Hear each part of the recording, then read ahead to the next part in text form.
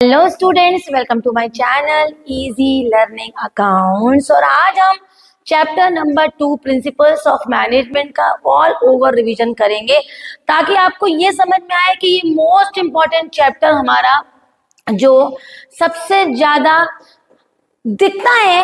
दो तीन चैप्टर्स हैं बच्चों जो बहुत ज्यादा दिखते हैं, उनमें का ये एक चैप्टर है principles of management.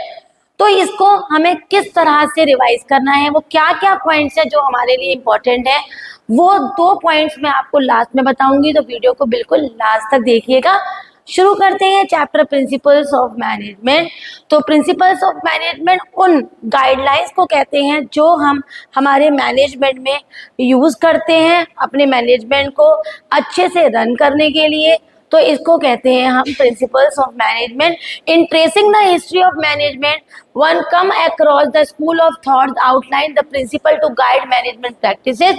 These schools divided into 6 distinctive phases: early perspectives, classical management theory, new classical theory, human relation approach, behavior research, science approach, organizational humanism and management science, operational research या फिर modern management. The first known management ideas were recorded in 3000 to 4000 BC. One pyramid built by Egypt. ये वाली line कोई important नहीं है। आगे बढ़ जाते हैं। Rational economic view, scientific management, administrative principles and bureaucratic organization characteristics in phase. Now, scientific management के F.W. Taylor और other emphasize one other best way of production. Administrative theorists given by Henry Fayol looked at the best way to combine the job and people into the efficient organization. तो यहाँ पर इस paragraph में उन्होंने basically हमें उन सभी लोगों के बारे में बताया है जिन्होंने मैनेजमेंट की थ्योरी दी है। लेकिन इस चैप्टर में हम 2 लोगों की प्रिंसिपल्स को पढ़ेंगे। एक है हमारा हेनरी फ्योल और एक है F.W. टेलर। ना आगे बढ़ेंगे तो इन्होंने हमें बताया है कि भाई प्रिंसिपल्स ऑफ मैनेजमेंट क्या होता है। वो जनरल गाइडलाइंस है, वो सारे गाइडलाइन जो हम अपने बिजनेस में यूज करते हैं उसे प्रमोट करने के लिए, बिजनेस को अपलिफ्ट करने के लिए, बिजनेस को अच्छे से रन करने के लिए, ताकि वो अपने गोल्स को अचीव करे क्रिएटिविटी से और जो गोल है, जो मकसद है, वो पूरा हो जाए। Now the next one is what is the nature of principles of management. Principles of management का जो नेचर है वो सबसे इंपॉर्टेंट है कि ये बहुत ही फ्लेक्सिबल है, मतलब डायनेमिक है। According to the situation, according to the cause ये इफेक्ट करता है। तो ये फिक्स बिल्कुल भी नहीं है कि ये प्रिंसिपल फॉलो होगा तो होगा, ऐसा कुछ भी नहीं है। It is general guideline. वो तभी यूज होता है जब वैसी कंडीशंस आती हैं।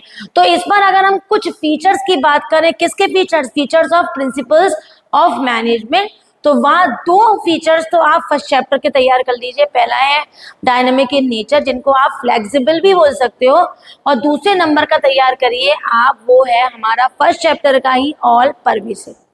तो ऑल परवेसिव मतलब यूनिवर्सल वैलिडिटी, हर जगह प्रिंसिपल्स ऑफ मैनेजमेंट यूज होते हैं।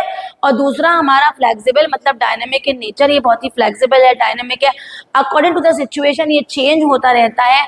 जैसी कंडीशन है हम प्रिंसिपल्स को बदलते हैं। जैसे फॉर एग्जाम्पल की बात करें कि अगर किसी भी ऑर्गेनाइजेशन में सामान और इंसान सही जगह पर नहीं बैठे हैं, नई जगह पर काम कर रहे हैं, तो तुरंत यहाँ पर प्रिंसिपल ऑफ ऑर्डर का फॉलो होगा। अगर हम अपने एम्प्लॉय के सजेशंस को वेलकम नहीं कर रहे हैं तो प्रिंसिपल ऑफ इनिशिएटिव यहाँ पर वेलकम होगा। तो इस तरीके से हमारे पास ये डिपेंड करता है कि सिचुएशन कैसी है, उसी प्रिंसिपल्स को हम फॉलो करेंगे। तो universal validity, dynamic in nature. अब 3-4 पॉइंट ऐसे रेडी करो जो आपके लिए नए हैं और प्रिंसिपल्स ऑफ मैनेजमेंट से बिल्कुल मैच नहीं करते। उसमें पहला है, तीसरा फीचर जो मैं बोल सकती हूँ फीचर हो गया वो जनरल गाइडलाइन, जो कि डेफिनेशन ही है कि प्रिंसिपल्स ऑफ मैनेजमेंट वो गाइडलाइन है जिसे हम ऑर्गेनाइजेशन में यूज करते हैं ऑर्गेनाइजेशन को गोल को अचीव करने के लिए एफिशिएंटली एंड इफेक्टिवली। दूसरा है हमारा कंटिंजेंसी मतलब it depends on the happening of the event. और नेक्स्ट है हमारा कॉज एंड इफेक्ट। तो कॉज है तो इफेक्ट उस प्रिंसिपल का होगा। बहुत सारे प्रिंसिपल्स है, उनको भी एक एक करके डिस्कस करेंगे। तो कौन कौन से फीचर हमने रेडी किए, कॉज एंड इफेक्ट रिलेशन, दूसरा करा हमने कंटिंजेंट, तीसरा जनरल गाइडलाइन, 4th नंबर पे हमारा ऑल परवेसिव और 5वें नंबर पे हमने तैयार किया हमारा फ्लेक्सिबल इन नेचर। तो ये हो गया हमारा nature of principles of management, या आप बोल सकते हैं features of principles of management. आगे बढ़ते हैं, एक ये भी पॉइंट है, formed by practice and experimentation. Practice और एक्सपेरिमेंटेशन से हमारा जो प्रिंसिपल्स हैं वो फॉलो होते हैं, और कहीं ना कहीं ये डिपेंड करता है कि क्या प्रॉब्लम है हमारे ऑर्गेनाइजेशन की, उस प्रॉब्लम्स के अकॉर्डिंग उस प्रॉब्लम को रिड्यूस करने के लिए हम उस सर्टेन प्रिंसिपल का फॉलो करते हैं। मेनली बिहेवियर की बात है, management principle aim at influencing the behaviour of human being, therefore principles of management are mainly behavioral in nature. It is not these principles do pertain to things and phenomena at all, it is just a matter of emphasis. Moreover, principles enable a better understanding of the relationship between human and material resources in accomplishing organizational purpose. ठीक है, तो layout of the factory है, orderliness है जो हमें require है, जो material require है, जो मूवमेंट्स हम करना चाहते हैं, जो बिहेवियर है, उस पर भी हमारा प्रिंसिपल ऑफ मैनेजमेंट इफेक्ट करता है। Cause and effect relation, contingent, these are the features और we can say nature of principles of management. आगे बढ़ते हैं, अब इन्होंने बोला कि भाई क्या क्या इंपॉर्टेंस है प्रिंसिपल्स ऑफ मैनेजमेंट के। सिग्निफिकेंस और इंपॉर्टेंस एक ही बात होती है। पहला है provide manager with useful insight into reality.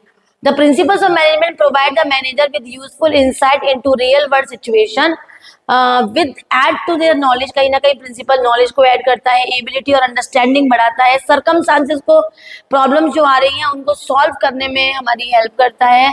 तो कहीं ना कहीं मैनेजमेंट की एफिशिएंसी भी इससे इंक्रीज हो जाती है। नेक्स्ट है ऑप्टिमम यूटिलाइजेशन ऑफ रिसोर्सेज। अगर आप प्रिंसिपल्स का अच्छा फॉलो करोगे, गाइडलाइंस को प्रॉपर फॉलो करोगे, तो कहीं ना कहीं हम जो रिसोर्सेज हैं उनको ऑप्टिममली, ज़्यादा से ज़्यादा, बढ़िया से बढ़िया तरीके से यूटिलाइज करेंगे और हमारा पूरा ऑर्गेनाइजेशन एफिशिएंटली वर्क करेगा। Effective and administrative management. Next है साइंटिफिक डिसीजन। हम कहीं ना कहीं अपने डिसीजंस में अगर प्रिंसिपल्स को फॉलो करेंगे तो हमारे डिसीजन साइंटिफिक होंगे, मेजर्ड होंगे, रियलिस्टिक होंगे, और कहीं ना कहीं उससे हम हमारे ग्रोथ लेकर आएंगे ऑर्गेनाइजेशन में। कोई बाइसनेस नहीं होगी और प्रॉपर तरीके से हर एक चीज सिस्टमेटाइज तरीके से होगी। Meeting changing environment requirement. General guidelines को अगर हम प्रॉपर यूज करते हैं तो according to the environment, according to the situation, according to the working condition हम चेंजेस भी लाते रहेंगे और उन चेंजेस के अकॉर्डिंग प्रिंसिपल्स को फॉलो करेंगे। हम अपनी सोशल रेस्पॉन्सिबिलिटी को भी फुलफिल करेंगे अगर हम अपने प्रॉपर प्रिंसिपल्स को यूज कर रहे हैं। Management training, education and research. Principle of management is also core of management theory. It is used for the training, education, research. Okay, कुछ प्रिंसिपल्स अभी हम पढ़ेंगे जो ये बात करते हैं कि हमें कहीं ना कहीं बीच बीच में ट्रेनिंग देनी चाहिए, अपलिफ्ट करना चाहिए, टेक्निक्स को चेंज करके न्यू टेक्नोलॉजी सिखानी चाहिए अपने ऑर्गेनाइजेशन में एम्प्लॉयज को। तो इससे हम कहीं ना कहीं अपने ऑर्गेनाइजेशन में एजुकेशन और रिसर्च से परफेक्शन लेकर आएंगे। तो नेक्स्ट है हमारा टेलर साइंटिफिक मैनेजमेंट। तो जैसा कि मैंने अभी स्टार्टिंग में बताया था कि इस चैप्टर में हम हेनरी फ्योल के 14 प्रिंसिपल्स और एफ.डब्ल्यू. टेलर के 4 प्रिंसिपल्स और 4 टेक्निक्स को पढ़ेंगे, जिससे क्वेश्चन जरूर आने वाला है, रुकेगा किसी भी हालत में नहीं, क्योंकि प्रिंसिपल्स का क्वेश्चन आता ही है तो रुकेगा क्यों। तो ठीक है, चलते हैं। हमारा पहला पॉइंट टेलर साइंटिफिक मैनेजमेंट। तो साइंटिफिक मैनेजमेंट के फादर कौन है? Taylor, F W. टेलर। ये कौन है? ये एक मैकेनिकल इंजीनियर थे और 56 में बॉर्न हुए थे, यूएसए में बॉर्न हुए थे 1956 में। और इन्होंने हमारे मैनेजर्स और वर्कर दोनों की एफिशिएंसी पे वर्क किया। इन्होंने 4 प्रिंसिपल्स दिए और 4 टेक्निक्स दी। तो इनकी एक एक करके दोनों ही चीजें हम पढ़ लेते हैं। तो इनका फुल नेम पढ़ लो, Frederick Winslow Taylor, FREDRIC, Frederick Winslow Taylor. He is the founder of scientific management movement. और 56 में ये 1856 में बॉर्न हुए थे। अमेरिकन मैकेनिकल इंजीनियर थे और फादर ऑफ साइंटिफिक मैनेजमेंट इनको कहा जाता है। और इन्होंने हमें वो अच्छे अच्छे कॉन्सेप्ट्स दिए जो कहीं ना कहीं हमारे साइंटिफिक तरीके से हमारे ऑर्गेनाइजेशन में लगने चाहिए और हमारे ऑर्गेनाइजेशन को बेनिफिट देते हैं। उनका पहला प्रिंसिपल था science not the rule of thumb, science not the rule of thumb. तो टेलर ने इंट्रोड्यूस किया हमारा science not the rule of thumb, जिसका अगर मैं आपको बेसिक बताऊं तो उनका कहने का मतलब था कि हमें अपने ऑर्गेनाइजेशन में सारा वर्क साइंटिफिक तरीके से करना है, रूल्स एंड रेगुलेशन के अंडर में की करना है, हमें कोई बाइसनेस का फॉलो नहीं करना, कोई हिट एंड मिस मेथड का फॉलो नहीं करना, हमें प्रॉपर तरीके से रिक्वेट, प्रॉपर तरीके से सिलेक्शन, हर एक चीज ट्रेनिंग, हर एक चीज प्रॉपर कोड ऑफ कंडक्ट के अंदर ही करनी है। इसे कहते हैं principle, science not the rule of thumb. हम साइंटिफिक तरीके को यूज करेंगे, कोई भी रिक्वेट, सिलेक्ट, ट्रेनिंग, हर एक चीज के लिए। रूल ऑफ थंब मतलब हम बाइसनेस और कोई भी हिट एंड मिस मेथड का फॉलो नहीं करेंगे। इसे कहते हैं हम science not rule of thumb, principle given by F.W. Taylor. दूसरा है हार्मनी नॉट डिस्कार्ड। हार्मनी का मतलब होता है एकता, और एकता को नहीं तोड़ेंगे। तो हार्मनी नॉट डिस्कार्ड मतलब एकता को नहीं तोड़ेंगे। कैसे? वो कहते हैं कि यूनिटी बनाकर रखनी है हमें ऑर्गेनाइजेशन में, एम्प्लॉयर और एम्प्लॉय के बीच में। ये नहीं है कि एम्प्लॉयर अपना अलग काम कर रहा है, एम्प्लॉय को ज्यादा वैल्यू ही नहीं दे रहा, और एम्प्लॉय बिल्कुल भी ढीले पड़े हुए हैं, कोई ढंग से काम ही नहीं कर रहे हैं, एम्प्लॉयर के बातों को बिल्कुल नजरअंदाज कर रहे हैं। तो ऐसा नहीं होना है। तो according to there should be harmony in the organisation between the employer and employee. और उन्होंने ये भी बोला कि समटाइम्स क्या होता है कि हमारा employer thinks that the employees are not doing the work properly, and the employees thinks कि employer are taking a lot of work from them. This change in the attitude of both of them is known as mental revolution. तो इस attitude जो दोनों का सोच कुछ बदलना है, इस सोच को बदलने को कहते हैं mental revolution। और इस तरह से आपने देखा कि इस एक पिक्चर दिख रहा है हमें कि ये बोनस दे रहा है, तो इस तरह से हमें हार्मनी बना के रखनी है एम्प्लॉयर और एम्प्लॉय के बीच में।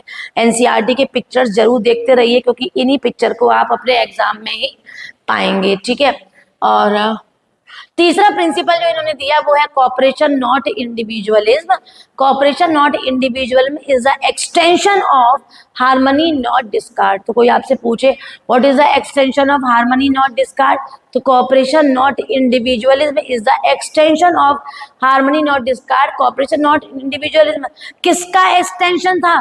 तो वो बताएंगे हार्मनी नॉट डिस्कार्ड। तो एक्सटेंशन पूछे कौन हुआ, तो कॉर्पोरेशन इंडिविजुअल। किसके बाद एक्सटेंड हुआ? तो हार्मनी नॉट डिस्कार्ड। कॉर्पोरेशन किसके बीच में? हमारे ऑर्गेनाइजेशन में एम्प्लॉयर एम्प्लॉय के बीच में कॉर्पोरेशन होना चाहिए। कोई भी सिर्फ अपने बारे में नहीं सोचना चाहिए, पूरे ऑर्गेनाइजेशन के बेनिफिट के बारे में ही हमें सोचना है। तो ये बात हमें याद रखनी है। मैंने ये एक्सटेंशन वाली लाइन आपको बता दी। आगे बढ़ जाते हैं। Development of each and every person to his greatest efficiency and prosperity. हर एक एम्प्लॉय को बीच बीच में ट्रेनिंग देनी चाहिए, उनके सारे बेस्ट मेथड उनको सिखाने चाहिए, साइंटिफिक मेथड्स को उनको सिखाएंगे ताकि वो बेस्ट तरीके से काम करें, साइंटिफिकली काम को चूज करें, उनकी इंटेलेक्चुअल कैपेबिलिटीज बढ़ जाए ताकि वो और ज़्यादा एफिशिएंसी एंड प्रॉस्पेरिटी से काम करेंगे। तो इसे कहते हैं development of employee to his greatest efficiency and prosperity. Now 4 principles देने के बाद उसने देखा भैया हेनरी फ्योल ने तो 14 प्रिंसिपल दिए, मैं केवल 4 दे रहा हूँ, तो उसने 4 टेक्निक भी दे दी।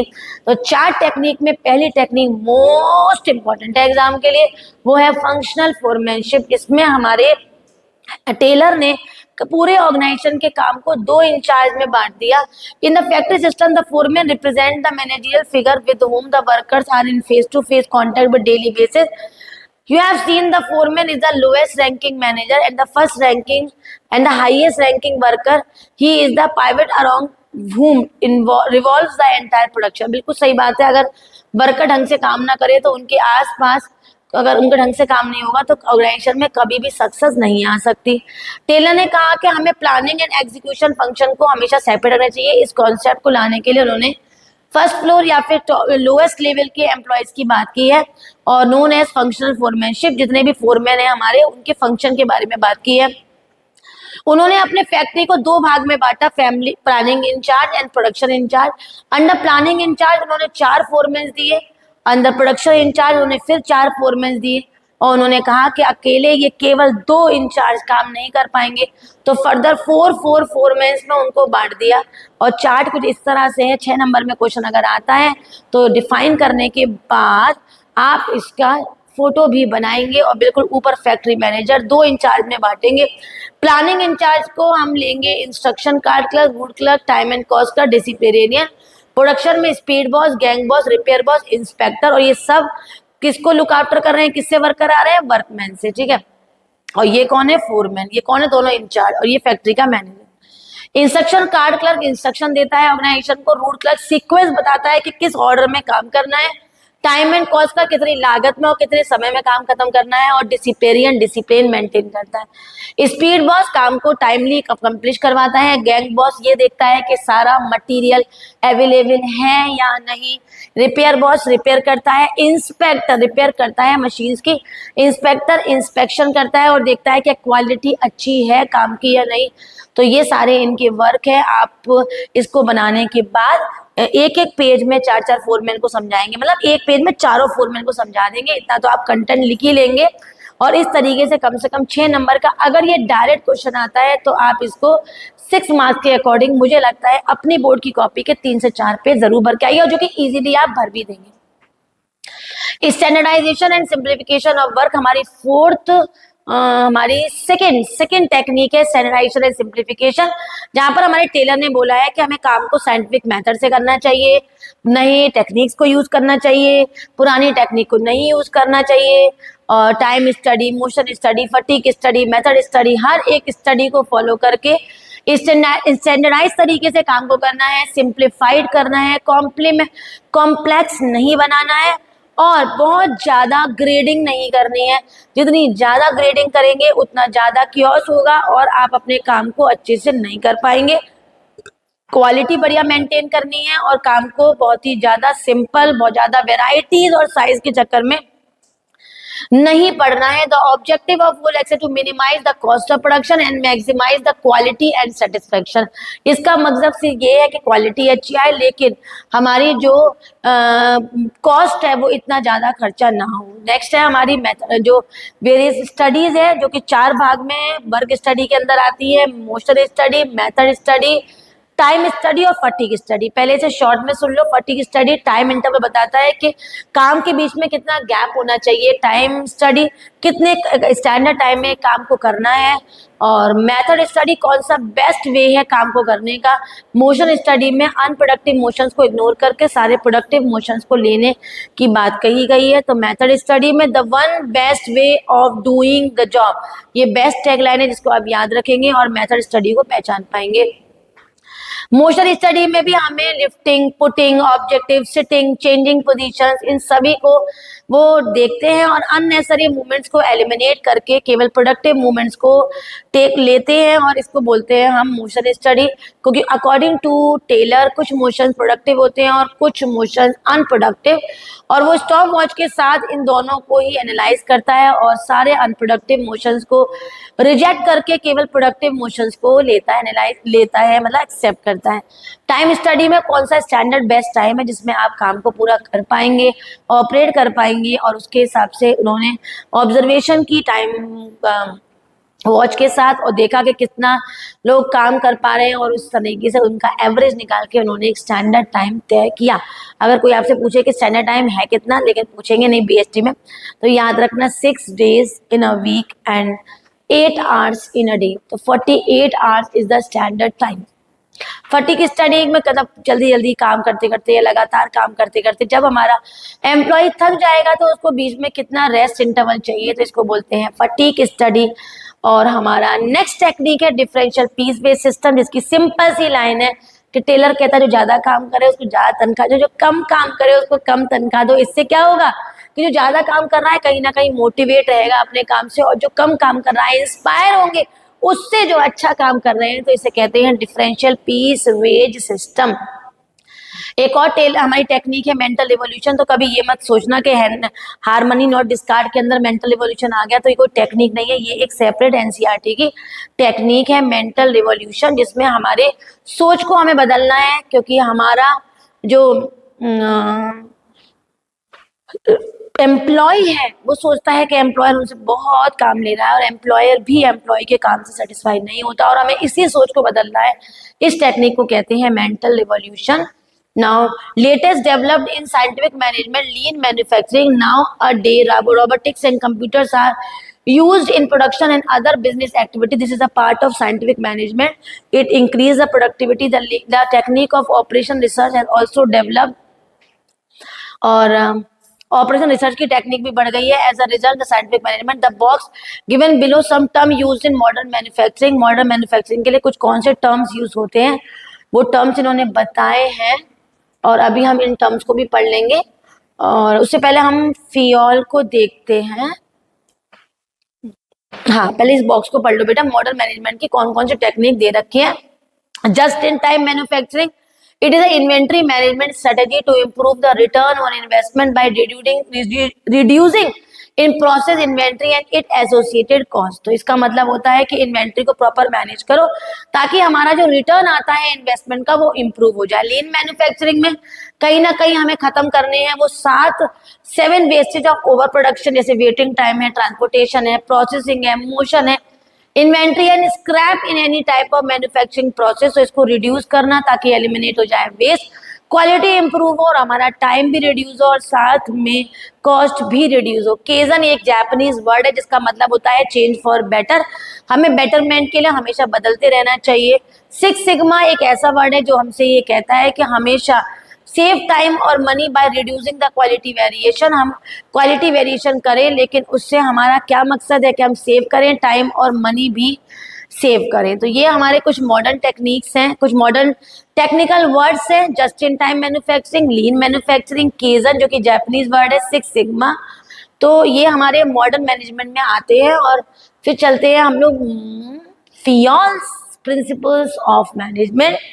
ये एक माइनिंग इंजीनियर थे, 48 में बॉर्न हुए, 1848 में, और माइनिंग इंजीनियर थे। स्टील कोल माइन में 30 इयर्स काम किया है इन्होंने।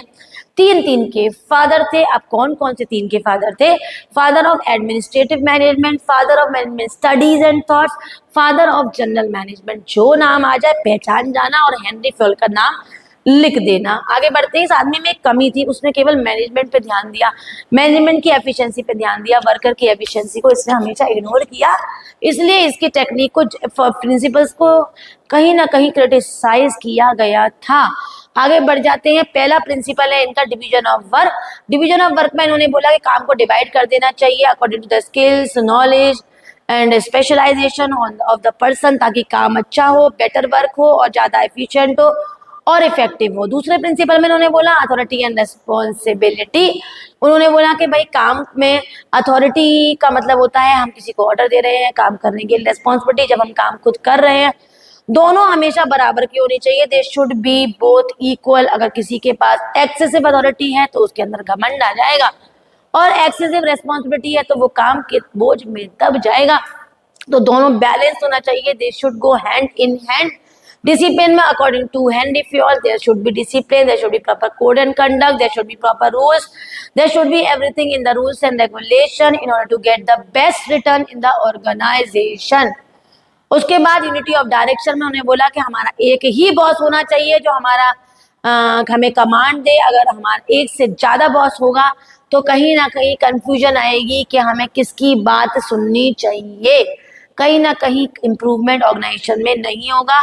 यूनिटी ऑफ डायरेक्शन, इसके अंदर हमारा हेनरी फ्योल कहते हैं कि हमारा यूनिट वन, एक ऑर्गेनाइजेशन का एक ही प्लान होना चाहिए, वन यूनिट वन प्लान। अगर एक से ज्यादा हमारे प्लान होंगे या हमारे एक से ज्यादा ऑब्जेक्टिव्स होंगे और सबके अलग अलग गोल होंगे तो कभी ऑर्गेनाइजेशन गोल अचीव नहीं कर पाएगा। तो हमें सिर्फ और सिर्फ अपना एक ही डायरेक्शन रखना है।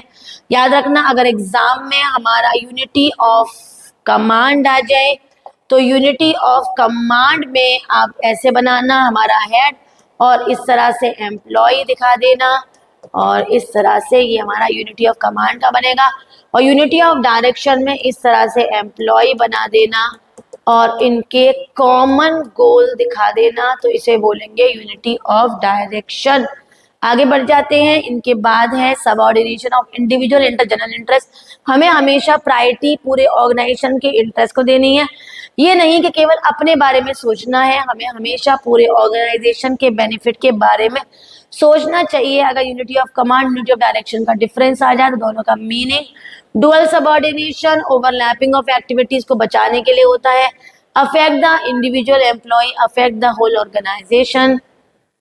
रेम्यूनरेशन में हमेशा ये बोली गई है तो हमें फेयर रेम्यूनरेट करना चाहिए, फेयर कंपेंसेशन मिलना चाहिए, एक स्टैंडर्ड सैलरी मिलनी चाहिए, मतलब स्टैंडर्ड इनकम मीन्स है फेयर मिलनी चाहिए जैसा हम काम कर रहे हैं, और ताकि हम अपने लिविंग स्टैंडर्ड को मेंटेन कर पाए। स्केलर चेन में हमारा it is a chain of authority from highest to lowest level. It is a chain of authority from highest to lowest level. In this, Henry Fayol says that if a person want to convey some message to the other person, he should follow some chain of authority. This is known as scalar chain. It can be explained by the help of a diagram given below. तुरंत ऐसा diagram बनाना, अगर D को ई को कुछ बताना है तो वो सुपीरियर को बोलेगा और फिर सुपीरियर ए के बाद बात जाएगी, फिर वो अपने सबऑर्डिनेट को बात पहुंचाएगा और फाइनली फिर जी के बाद बात पहुंच जाएगी। पैराग्राफ चेंज करके बता देना कि if the message is urgent, अगर मैसेज अर्जेंट है तो हेनरी फयोल ने एक प्लैंक बताया है, गैंग प्लैंक, जिससे हम डायरेक्टली दो लोग सेम लेवल के आपस में कोऑर्डिनेट कर सकते हैं, बात कर सकते हैं। इसे कहते हैं स्केलर चेन। ठीक है, अब ऑर्डर में उन्होंने बनाया कि इंसान और सामान सही जगह पर होने चाहिए। अगर इंसान और सामान सही जगह पर नहीं होंगे तो कहीं ना कहीं हम ऑर्गेनाइजेशन में अच्छे से काम नहीं कर पाएंगे एफिशिएंटली और अपने प्रोडक्शन को इंक्रीज नहीं कर पाएंगे। इक्विटी में उन्होंने इक्वालिटी की बात कही है, फेयरनेस होनी चाहिए, अनइक्वालिटी नहीं, दो लोग काम कर रहे हैं सेम पोजीशन पे काम कर रहे हैं, एक को ज्यादा तनख्वाह मिल रही है एक को कम मिल रही है, ऐसा नहीं होना है, तो ये अनफेयर है। स्टेबिलिटी ऑफ पर्सनल या स्टेबिलिटी ऑफ टेन्योर में हमारा हेनरी फयोल कहता है कि एक ऑर्गेनाइजेशन में एम्प्लॉय को ऑर्गेनाइजेशन में आराम से काम करते रहने देना चाहिए। Fayol personal should be selected and appointed after due and rigorous procedure, but once selected they should be kept at their post position for the minimum fixed tenure, और उनको रीजनेबल टाइम तक काम करने दो ताकि वो कुछ रिजल्ट दिखा पाए। अगर आप उनको फ्रीक्वेंटली एक जगह से दूसरी जगह भेजेंगे तो वो इजीली काम नहीं कर पाएंगे। प्रोजेक्ट सेल दे रखा है, report options and opportunities for growth, तो इस तरीके से उन्होंने पूरा काम करने दिया। अगर उनको काम करने दिया तो वो अच्छे से करेंगे, अगर फ्रीक्वेंटली उनको इधर उधर हटाएंगे तो कहीं ना कहीं इससे भी प्रॉब्लम आएगी। यहाँ पर उन्होंने बताया है कि जो 14 प्रिंसिपल्स हमारे हेनरी फयोल के थे उसमें क्या क्या चेंजेस आ गए हैं। तो डिवीजन ऑफ वर्क में स्पेशलाइजेशन था, अब जनरलाइजेशन है। और अथॉरिटी एंड रेस्पॉन्सिबिलिटी, पहले managers are empowered, employees are empowered. Discipline में फॉर्मलाइज कंट्रोल था, लेकिन अब पीयर प्रेशर को कंट्रोल किया जाता है। यूनिटी ऑफ कमांड में वन बॉस को देना है रिपोर्ट, लेकिन अब ये चेंज हुआ है और अब मल्टीपल बॉसेस को रिपोर्ट दे सकते हैं। यूनिटी ऑफ डायरेक्शन में केवल वन प्लान वन बॉस था, लेकिन अब मल्टीपल प्लान्स और मल्टीपल बॉसेस होते हैं। Employees are committed to the organisation, committed केवल ऑर्गेनाइजेशन के लिए थे, लेकिन अब एम्प्लॉय कहीं ना कहीं ऑर्गेनाइजेशन कमिटेड होता है एम्प्लॉयज के लिए। रीजनेबल पे करो, परफॉर्मेंस बेस्ड रिवार्ड मिलना चाहिए। अगर आपकी बात करें तो सेंट्रलाइजेशन एंड डिसेंट्रलाइजेशन, इसमें पहले बोला जाता था कि हाँ ऑर्गेनाइजेशन पूरा सेंट्रलाइज ना हो और पूरी तरह डिसेंट्रलाइज ना हो, लेकिन अब क्या है कि हमें टास्क रेलिवेंट और डिसीजन मेकिंग पे ओवर ध्यान देना है। फॉर्मल हायरार्की को फॉलो किया जाता, लेकिन अब कुछ ज्यादातर स्ट्रक्चर अनफॉर्मल पाया जाता है। ऑर्डर में भी हमें सिस्टम को प्रॉपर कंट्रोल की वजह से प्रॉपर तरीके से सब कुछ ऑर्डर में होना चाहिए था, लेकिन ये चीज अब भी सेम ही है। इक्विटी में कहीं ना कहीं हमें इक्वालिटी होनी चाहिए थी, लेकिन अब committed to the sense of ownership, ownership पे डिपेंड करता है। Stability of tenure, train employee, encourage them to remain, और कहीं ना कहीं हमने एम्प्लॉय को रुकने का कमिट करना चाहिए था, जल्दी जल्दी उन्हें फ्रीक्वेंटली नहीं हटाना चाहिए था। Ongoing employee training and development, अब एम्प्लॉय को ट्रेनिंग और डेवलपमेंट ऑलरेडी बहुत अच्छा मिलता है कि वो खुद ही बहुत ज़्यादा हाई इनोवेटिव वर्क करते हैं। Manager conceive and implement new ideas, कहीं ना कहीं हम वर्कर के सजेशन को बुलाते हैं इनिशिएटिव में। Worker conceive and implement new ideas, अब तो वर्कर भी अच्छा काम करते हैं। Esprit de corps, high morale among employee in imperative, esprit de corps का मतलब था हार्मनी नॉट मतलब हार्मनी को हम नहीं तोड़ेंगे, हम यूनिटी इज स्ट्रेंथ में बात करेंगे। लेकिन अब हमारे एम्प्लॉय में ज़्यादा से ज़्यादा मोरल को बढ़ाते हैं, उनके मोरल को एक्टिवेट करते हैं, बूस्ट करते हैं, ताकि हमारा एम्प्लॉय ही अच्छा काम करे। इनिशिएटिव प्रिंसिपल में एंडी फ्योल ने कहा था कि हमें अपने एम्प्लॉय को भी सजेस्ट करने के लिए बुलाना चाहिए, ताकि वो उनका मोरल बढ़े, उनका मोटिवेशन हाई हो, और कहीं ना कहीं एक हेल्दी डिसीजन हम अपने ऑर्गेनाइजेशन में लें। एस्पिरिटी कॉर्प का दूसरा मतलब होता है यूनिटी इज स्ट्रेंथ। तो हमें अपने ऑर्गेनाइजेशन में हमेशा टीम स्पिरिट से काम करना है। आई को हमेशा वी के साथ रिप्लेस करना है, ये इनके टैग वर्ड्स हैं। वहां पर उन्होंने एस्पिरिट डी कॉर्प में हमें ये बोला है। दोनों के कंपैरिजन की बात करें तो टॉप लेवल ऑफ मैनेजमेंट का प्रेस्क्रिप्टिव है हेनरी फ्यूल का shop floor level of factory. Unity of command staunch proponent did not feel that it is important as under functional foremanship a worker receive order from 8 specialist। Unity of command में कहता है केवल एक ही जगह पर strict हो जाना है, उन्हीं को ही हमें बॉस मानना है। लेकिन ऐसा नहीं है, टेलर कहता है कि हमें 8 फोरमैन फोरमैनशिप में बताए जो कि वर्कर्स को कमांड दे रहे हैं। एप्लीकेबिलिटी यूनिवर्सल एप्लीकेबिलिटी है, लेकिन जो एवेन्यू टेलर के प्रिंसिपल्स हैं वो कुछ स्पेशलाइज सिचुएशन में ही एप्लीकेबल होते हैं।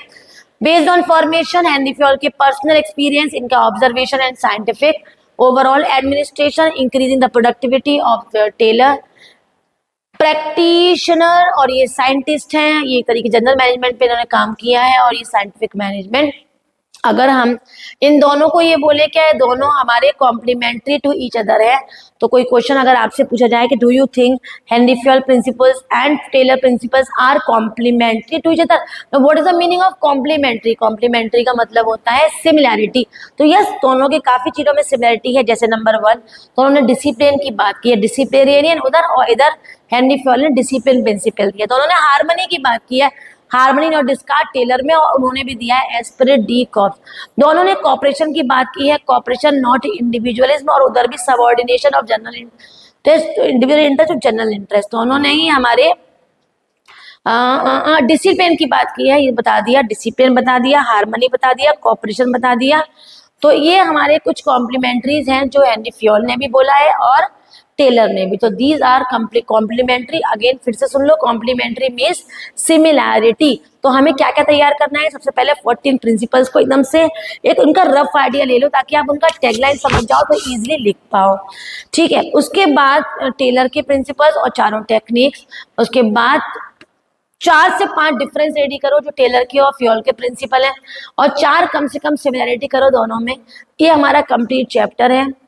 वैसे मैंने कल भी आपसे कहा था कि हमारे पास टाइम इतना है कि इस टाइम इंपॉर्टेंट के चक्कर में मत रहो।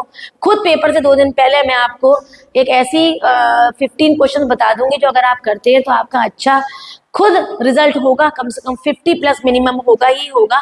लेकिन अभी हमारे पास इतना टाइम है कि हम पूरा चैप्टर अच्छे से कर लेना, तो हमें इतना टाइम होगा कि हमें कुछ इंपॉर्टेंट देखने की ज़रूरत नहीं है। कुछ भी आपको समझ नहीं आया हो प्लीज़ कमेंट करके पूछें। वीडियो अच्छी लगी हो तो लाइक करें, बहुत सारे फ्रेंड्स में शेयर करें, और अगर चैनल को सब्सक्राइब नहीं किया है तो ज़रूर सब्सक्राइब करें। Bye bye.